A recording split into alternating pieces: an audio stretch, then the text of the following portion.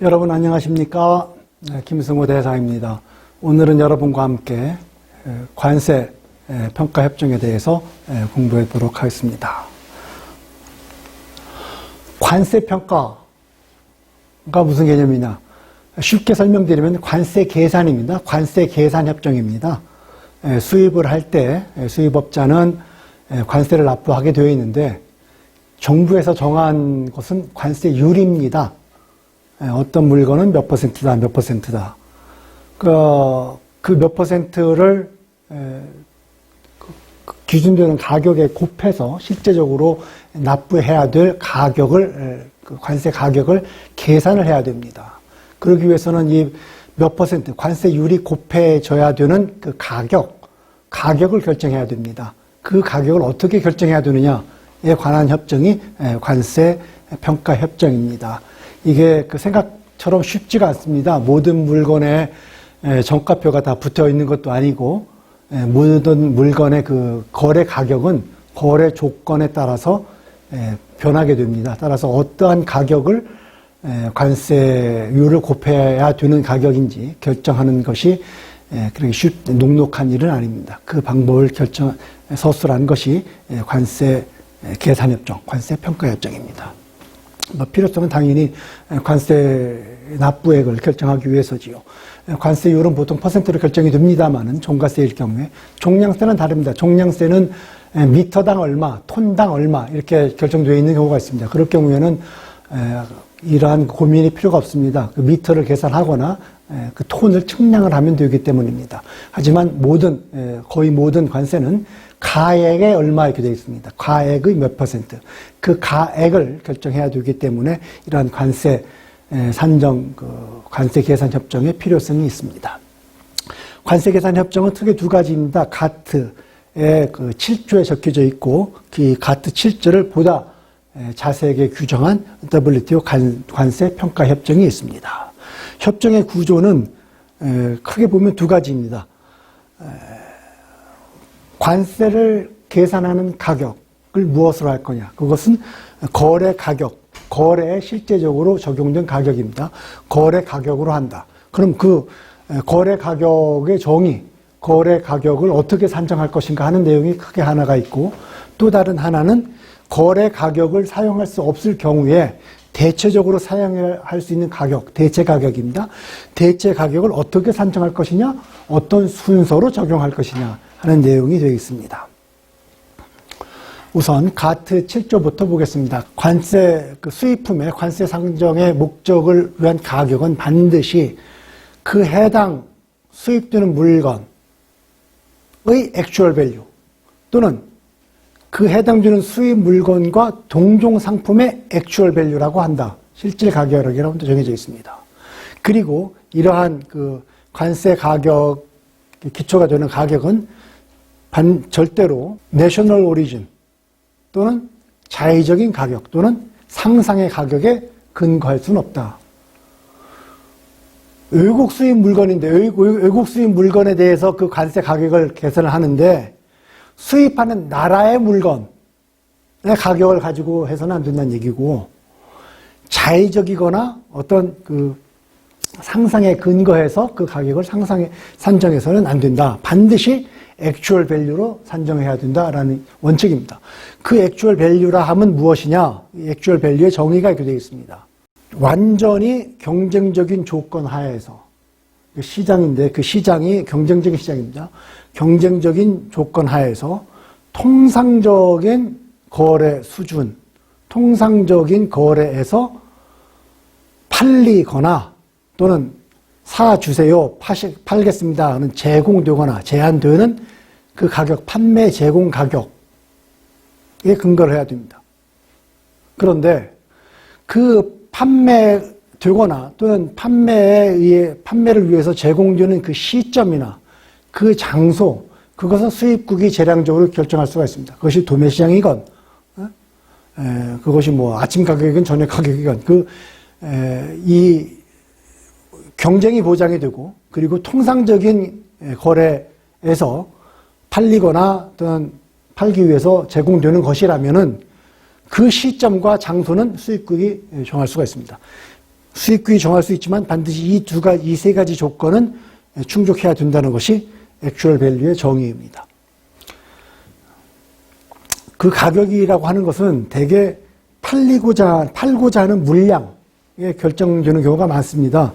물건을 많이 사면 싸게 해주죠. 하나, 두 개 사면은 비싸게 팔 거 아닙니까? 그래서 거래는 물량에 영향을 받는 경우가 많습니다. 그래서 어떤 특정한 거래에 있어서 그 물량의 그 가격이 영향을 받는다면은 그 가격은 반드시 비슷한 물량의 가격과 그 관련이 되어 있어야 되고, 또는 비슷한 물량의 가격이 없다 하면은 가장 많이 팔리는 가격, 가장 많이 제공되는 팔린 그 양의 가격과 긴밀하게 연결이 되어 있어야 된다. 그 가격을 알아 이야기입니다. 이러한 액츄얼 가격을 적용할 수 없는 경우가 뭐 있을 수 있습니다. 그럴 경우에는 이러한 그 액츄얼 밸류와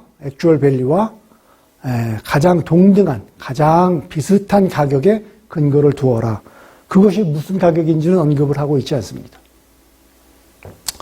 관세평가, 관세를 계산할 때 들어가는 그 물건 가격, 쉽게 말하면 물건 가격입니다. 그 물건 가격은 수출하는 나라에서 면제받은 내국세를 포함해서는 안 됩니다.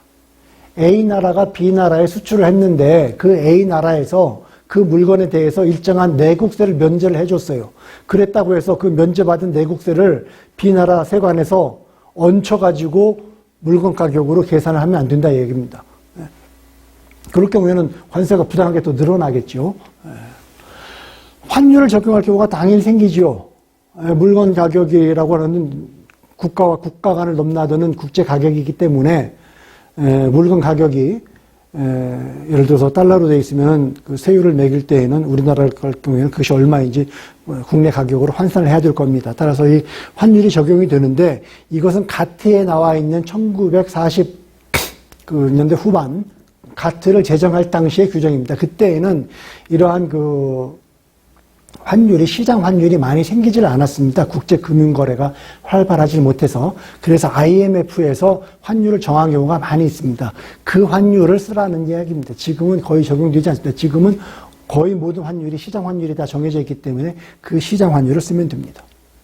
따라서 지금까지 보신 것처럼 가트 7조는 관세 가격, 관세를 매길 때 사용되는 물건의 가격을 무엇으로 할 것인지에 대한 개괄적인 원칙만 설정을 해놨습니다. 이 원칙을 실제 거래에 실제적으로 적용하기 위해서 WTO는 관세평가협정이라고 하는 협정을 만들었습니다. 자, 아티클 1은 관세평가의 가격은 관세를 산정하는 데 사용되는 물건 가격은 거래 가격이다 라고 천명해놨습니다. 거래 가격이라 하면 트랜잭션 밸류라 하면 자, 그 물건에 대해서 실제로 지불했거나 앞으로 지불할 가격입니다. PAPP라고 저는 그 요약해서 하는데 실제로 지불했거나 이미 지불했거나 앞으로 지불해야 될 가격. 언제? 자, 수입국에 수출하기 위해서 팔렸을 당시 그 수입국에 대해서 기증을 하거나 그냥 주거나 이런 것이 아니라 상업적인 엑스포트입니다. 엑스포트를 위해서 팔렸을 당시, 수출을 위해서 팔렸을 당시 지불했거나 지불해야 될 가격.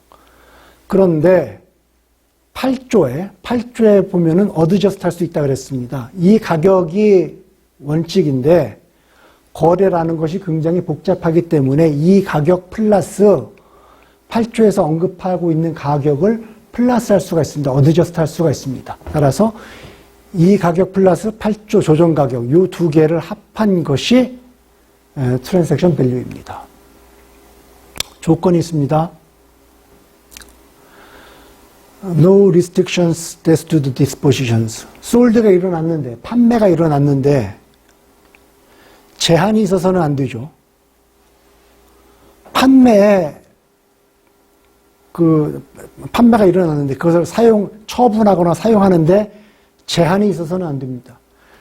어떤 물건을 판매를 했는데 그 물건에 대해서 제한을 줬어요. 사용하는데 제한을 줬어요. 그럼 물건 가격이 싸지겠죠. 그 물건을 산 사람은 자기 물건이니까 마음대로 쓸 수 있어야 하지 않습니까? 근데 마음대로 쓰지 못하고 제한을 줬어요. 그것은 정상적인 솔드가 아니기 때문에 그러한 제한이 있는 가격은 있어서는 안 됩니다. 하지만 용인되는 제한이 있습니다. 용인되는 제한은 포함을 합니다. Imposed or required by law, public utility.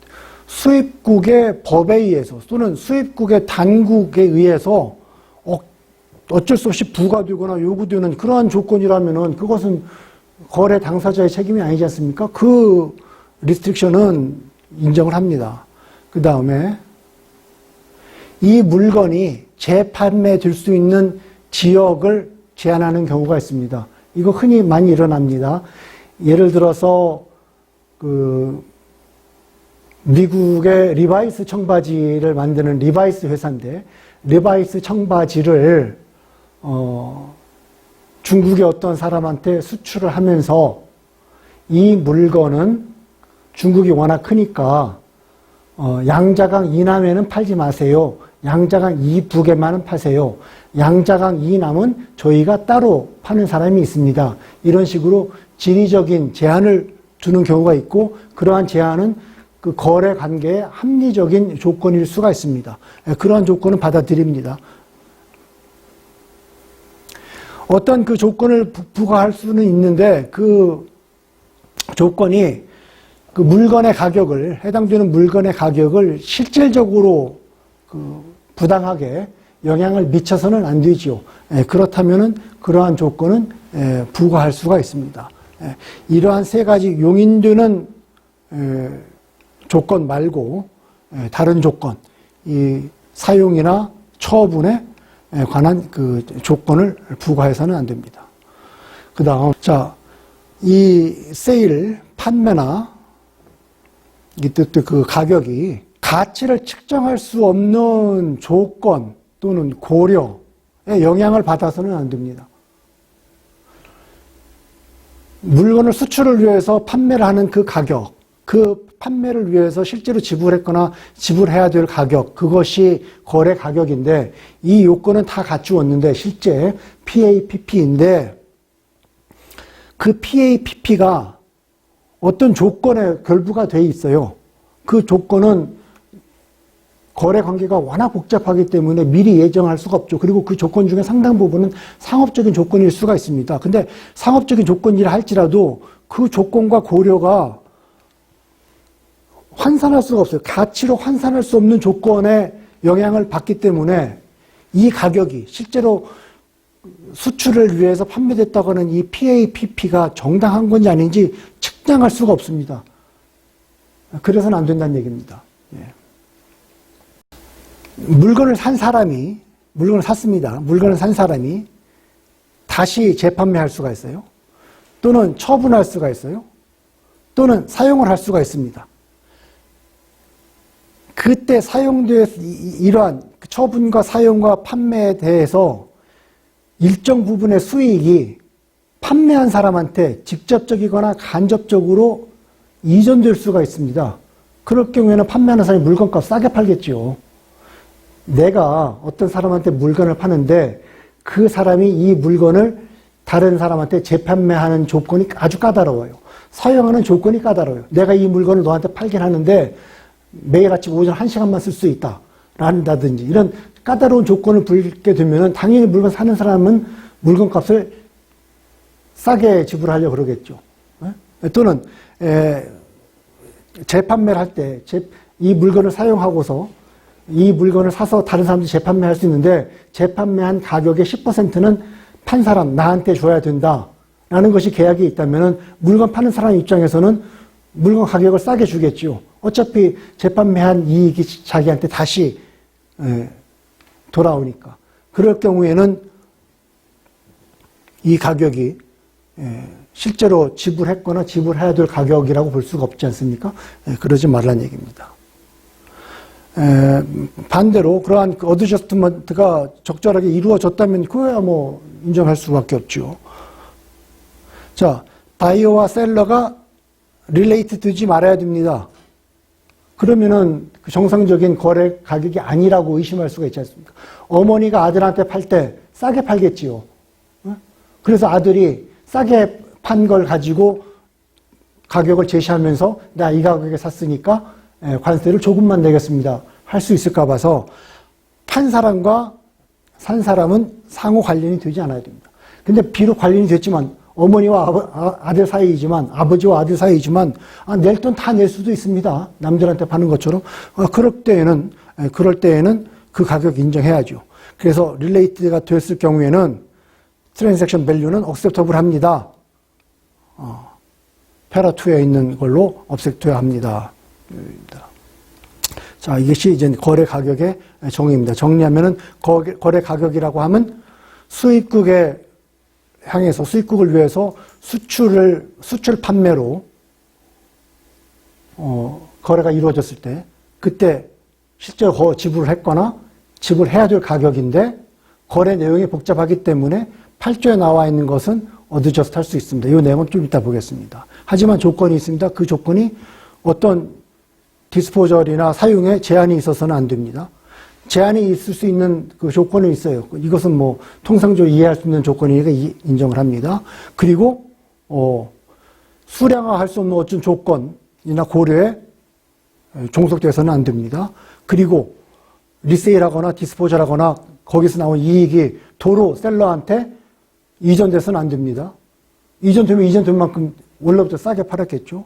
그 다음에 판매하는 사람이나 구매하는 사람이 서로 관련이 되어 있으면 안 됩니다. 아버지와 아들처럼. 근데 비록 아버지와 아들이라 할지라도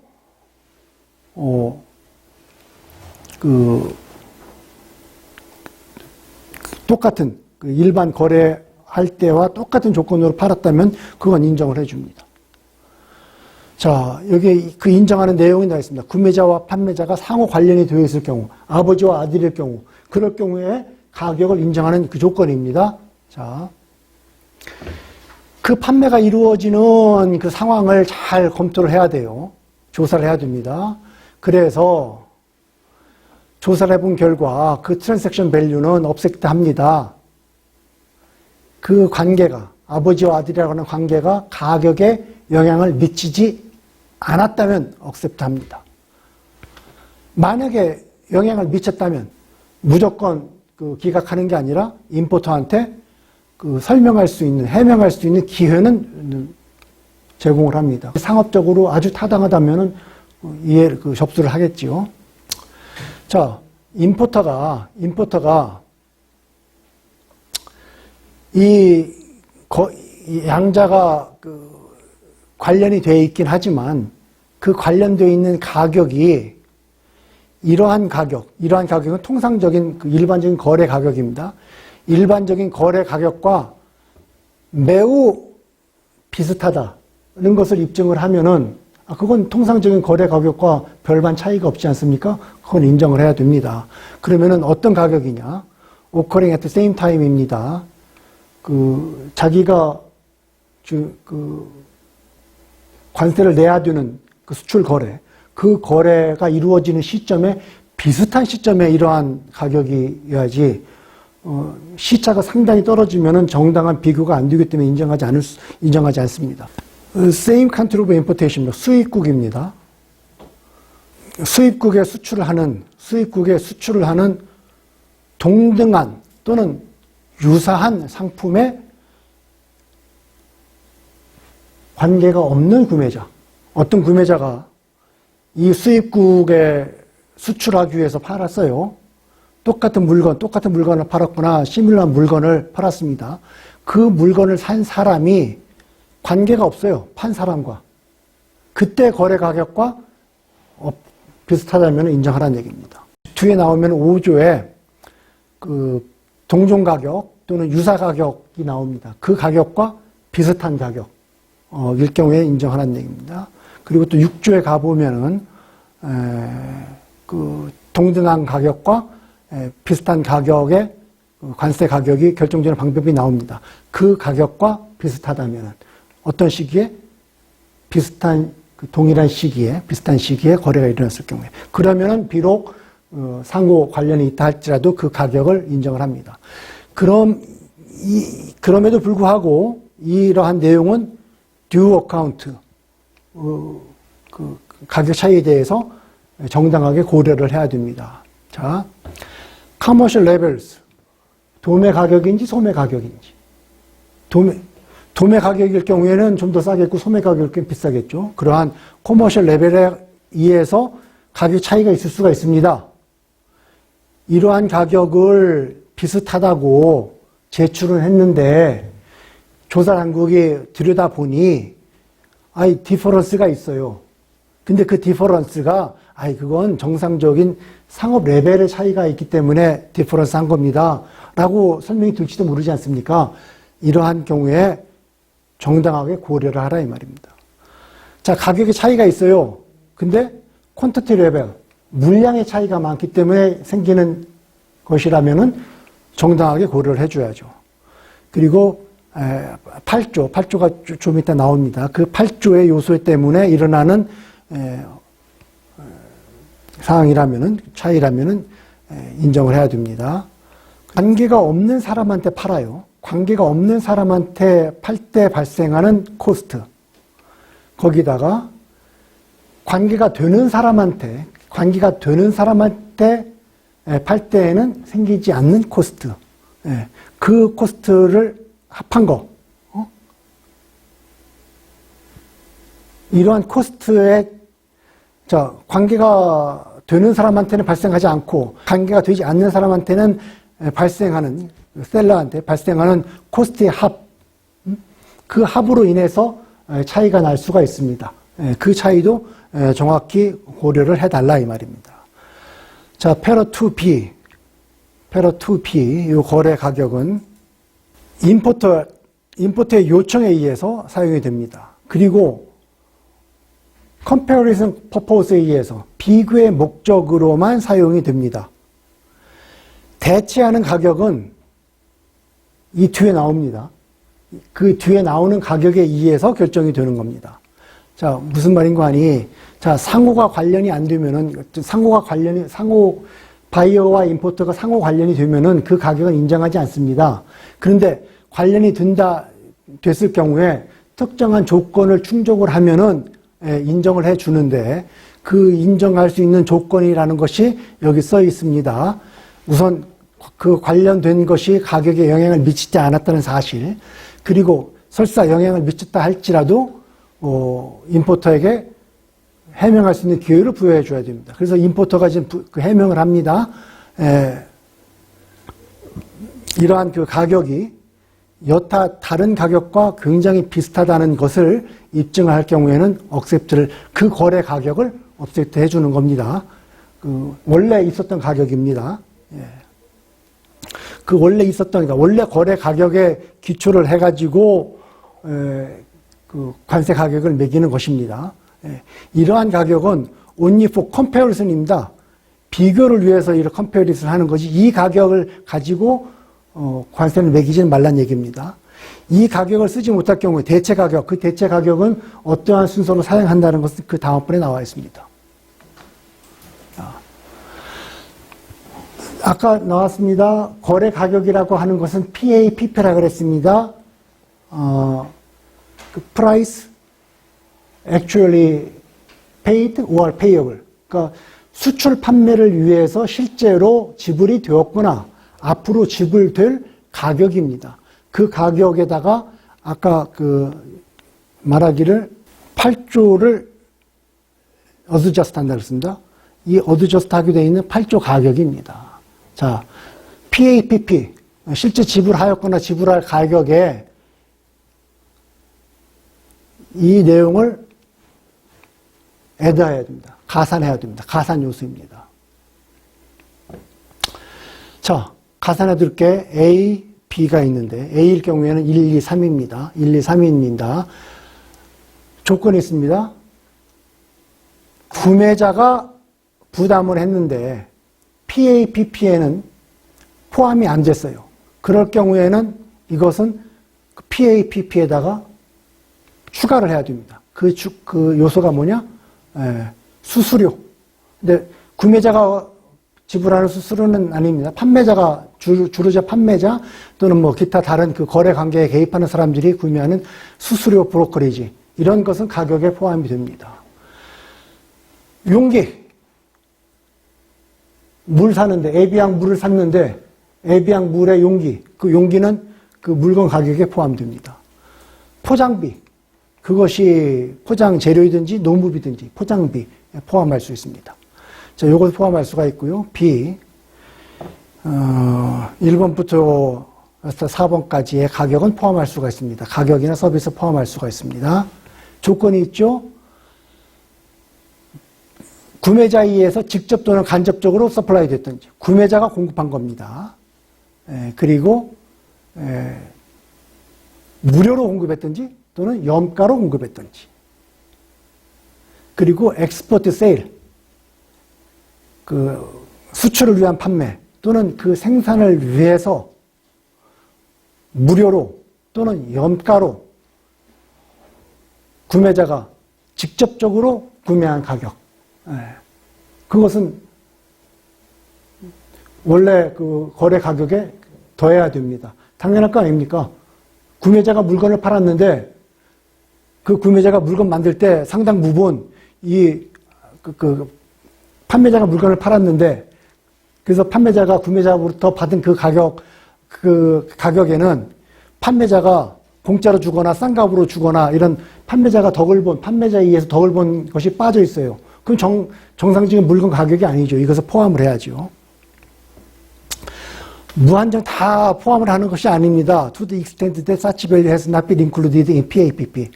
PAPP에 포함이 되지 않았을 경우에는 이러한 가격이 PAPP에 포함이 되지 않았을 경우에는 가산을 할 수가 있습니다. 1, 2, 3, 4 여기 나와 있죠. 1, 2, 3, 4의 가격입니다. 이것이 나와 있습니다. 재료, 부품, 원료나 재료나 부품이나 비슷한 아이템, incorporated into imported. 해당되는 물건에 포함이 돼 있어요. 자전거를 수입하는데 자전거 바퀴는 바이어가 준 거예요. 그럴 땐 포함하라는 얘기죠. 예. 자, 이 해당되는 물건을 만들 때 쓰인 툴과 다이는 뭐랄까요? 틀이죠. 몰드. 그 비슷한 아이템. 그 가격입니다. 자전거를 수입을 했는데 그 자전거 만드는 툴은 바이어가 공급을 해줬어요. 그 가격 추가해야죠. Materials consumed in the production of. 자, 자전거를 만들었는데 자전거를 만들 때 필요한 재료, 원재료를 바이어가 공급해줬어요. 연가로 공급했든지 무료로 공급해줬어요. 그럼 그 가격 포함을 해야지 정상적인 PAPP가 되지 않겠습니까?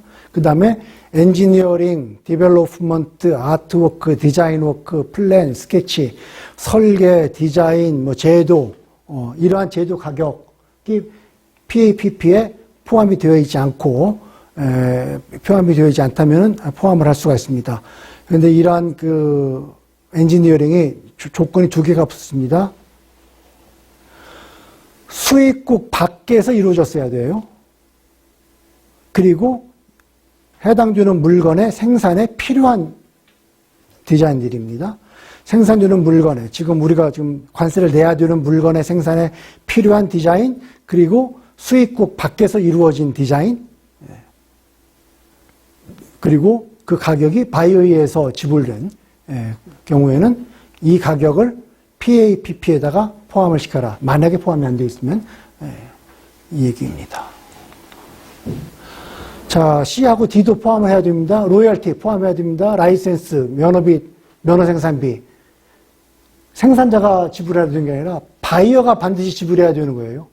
바이어가 지불해야 되는 로열티가 만약에 PAPP에 빠져 있다면은 그건 그 PAPP는 정확한 그 거래를 반영한 것이 아니기 때문에 이 바이어가 지불해야 되는 로열티는 반드시 포함을 해야 됩니다. 근데 조건이 있죠. 컨디션 세일러블 굿. 그러니까 지금 그 관세를 내야 되는 그 물건의 판매 조건을 위해서 바이어가 페이해야 되는 겁니다. 그리고 이미 포함이 되어 있다면 다시 이중으로 포함할 필요가 없죠. 포함이 안 되어 있을 경우에는 포함하라는 얘기입니다. 그리고 그 이후에 subsequent resale, 물건을 팔았는데 판 다음에 재판매가 일어나고 처분이 일어나고 또는 사용이 일어날 수가 있지 않습니까? 근데 거기에서 나오는 가격이 있을 수 있겠어요. 재판매하면서 뭐 수수료를 받을 수가 있죠. 뭐 그러한 그 밸류가 다시 셀러한테 환원이 된다면은 그것도 포함을 해야죠. 이것이 자기한테 판매자 입장에서는 물건을 팔아도 판 후에 다시 이러한 이익이 다시 자기한테 돌아올 것을 예상을 해서 처음 거래를 할 때 물건을 싸게 팔았지 않았겠습니까? 그러니까 뺄 수 있다는 얘기입니다. 그리고 이 A, B, C에 해당하는 이 내용을 관세 계산할 때, 세관 계산할 때 전체로 또는 부분으로 뺄지 포함시킬지를 결정하라 얘기입니다. 무슨 말이냐? 각 회원국은 세관 관세 가격을 결정을 할 때, 그 PAPP를 결정을 할 때, 요 A, B, C에 해당하는 것은 그 나라의 정책에 따라서 관세 가격에, 거래 가격에 포함을 시킬 수도 있고, 뺄 수도 있고, 이건 재량이라 이겁니다. 자, 뭐냐면 우선, 포트레인 프레스 오미테이션. 수입이 되는 항구, 수입지까지의 운송비는 포함해도 되고 안 해도 되고. 다음에 임포테이션, 포트까지의 수송을 위해서 로딩할 수도 있고 하역할 수도 있고 그 다음에 여러 가지 핸들링 차지가 필요할 수 있지 않겠습니까? 거기에 대한 비용 포함할 수도 있고 안 할 수도 있고. 그리고 보험, 물건을 A 나라에서 B 나라까지 수송하려고 그러면 그 수송비도 들고 그 수송을 하는데 상역, 하역하는 비용도 들고 보험도 듭니다. 그 보험도 관세 가격, 관세 거래 가격에 포함시킬 수도 있고 뺄 수도 있고 그건 입법국의 재량입니다. 그리고 이러한 그 PAPP에 포함할 수 있는 이 가격은 객관적이고 수량화할 수 있는 데이터에 근거를 해야지 막연한 그 주장을 가지고 막연한 짐작으로 함부로 더해서는 안 됩니다. 그리고 여기에 지금 이 아티클에 써 있는 것 외에는 더 가산할 수가 없다. 이렇게 되어 있습니다. 여기까지가 관세를 매길 때 그 매기는 근거가 되는 물건의 가격, 그 물건의 가격을 산정할 때 제일 많이 쓰이는 방법입니다. 원칙은 거래 가격입니다. 그 물건을 수출할 때 그 수출 계약으로 인해서 이미 지불하였거나 지불하기로 약속한 가격, 그것이 거래 가격입니다. 그 거래 가격을 산정할 때 쓰이는 방법입니다. 그 계약서에 나와 있는 PAPP 플러스 조정할 수 있는 가격, 가산할 수 있는 가격입니다. 다음 시간부터는 이 PAPP를 쓸 수 없는 상황에서 대체적으로 쓸 수 있는 가격이 무엇인지 공부하도록 하겠습니다. 오늘은 여기까지 하도록 하겠습니다. 감사합니다.